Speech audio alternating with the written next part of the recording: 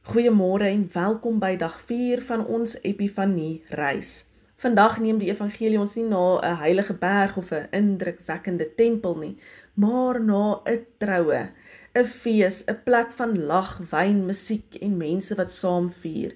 Dit is hier, sê Johannes, waar Jesus sy heel eerste teken doen. Nie 'n toevallige wonder nie, maar 'n openbaring van wie hy is en watter tyd nou besig is om aan te breek. Epifanie gebeur dan nie ver van die lewe af nie, dit gebeur juis diep binne in dit. So kom ons lees saam vanuit Johannes 2 vanaf vers 1 tot en met vers 12. Op die 3de dag was daar 'n bruilof in Kana in Galilea en die moeder van Jesus was daar.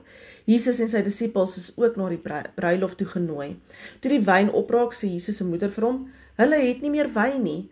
Maar hy sê vir haar: "Waarom sê u dit vir my? My tyd het nog nie gekom nie."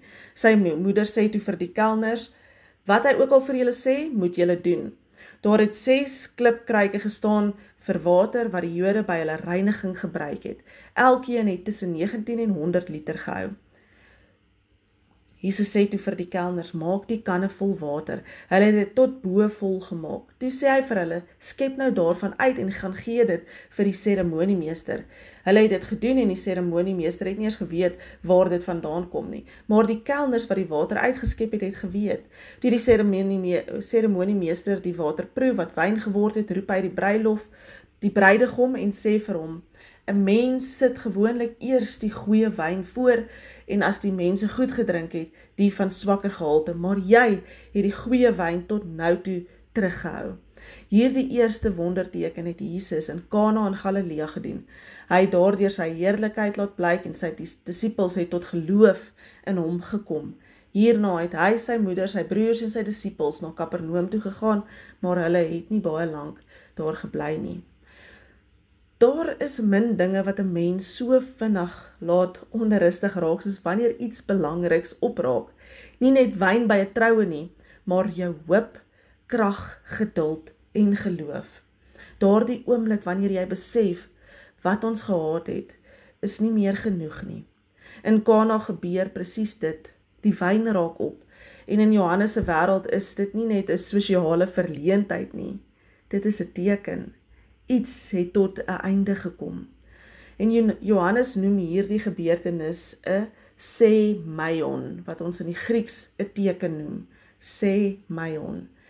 En let op, Johannes gebruik nie die woord wonderwerk nie, maar iets wat wys, iets wat na iets toe wys, die woord teken. Johannes wil hê ons moet dieper kyk as die vloeistof in hierdie kruike. Hierdie teken openbaar 'n nuwe werklikheid wat besig is om deur te breek. Johannes is opvallend presies wanneer hy vertel dat die 6 klipkruike gebruik is vir die Joodse reinigingsgebruike. Hierdie kruike staan vir 'n hele godsdienstlogika, rein en onrein, genoeg en nie genoeg nie, voortdurende voorbereiding, voortdurende tekort. Johannes se gebruik van die 6 klipkruike verwys dan na die wet en dat 'n nuwe verbond kom. En dit is juis hierdie kruike wat Jesus laat volmaak, nie met meer water soos die reinigingswette dit uitgewys het nie, maar met wyn. Hier gebeur iets radikaals nuuts. Die teken sê nie net Jesus help as dinge verkeerd loop nie. Dit sê die ou orde het sy grens bereik. Die tyd van voortdurende reiniging maak plek vir die tyd van oorvloedige genade. Epifanie beteken hier, God openbaar homself as die een wat nie net herstel nie, maar herskep. En wanneer Jesus sê, "My uur het nog nie gekom nie," hoor ons reeds die dieper klank van Johannes se evangelie. Die uur verwys altyd na die kruis. Hierdie feeswyn wys vooruit na 'n ander beker, 'n ander uitgieting. Die vreugde van Kana is nie goedkoop nie. Dit word moontlik gemaak deur hy wat homself prysgee. Die nuwe verbond is 'n fees, maar dit is 'n fees wat deur liefde gekoop word.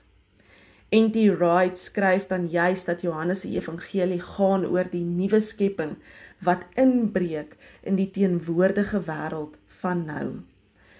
By Kana sien ons presies dit gebeur. God tree nie net sporadies in nie. Hy begin 'n nuwe werklikheid van binne af. Hierdie teken van Jesus vra eerlike vrae vir ons geloof. Hoeveel van ons Christenskap bestaan nog uit waterkruike, uit ek moet, ek probeer, ek is nog nie genoeg nie. En wanneer is ons werklik bereid dat Christus dit verander in wyn, in rus, in vreugde, in vryheid? Die evangelie gaan nie daaroor dat ons harder moet probeer nie, maar dat die beste wyn reeds gekom het. Maria se woorde bly die hart van disippelskap.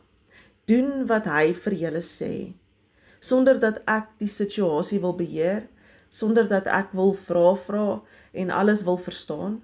Vertrou net en laat toe dat Christus doen wat net hy kan doen.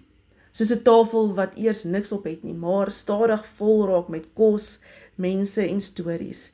Dis nie meer net funksioneel nie, dit word 'n plek van gemeenskap. So verander Christus ook ons lewens, van oorlewing na viering, en van alleen wees na gemeenskap. Dink na oor jou lewe. Waar het jy nodig om Christus ten volle te vertrou met daardie spesifieke ding en ten volle oor te gee aan hom? En wat sou dit beteken om te glo dat Christus juis daar iets nuuts wil begin? Kom ons bid saam. Here Jesus, U kom nie om ons skaam te maak oor wat opraak nie, maar om nuut te maak wat leeg geword het. Vul ons lewens met die wyn van U genade. Leer ons om te leef as mense van die nuwe verbond, mense van vreugde, hoop en oorvloed. Amen.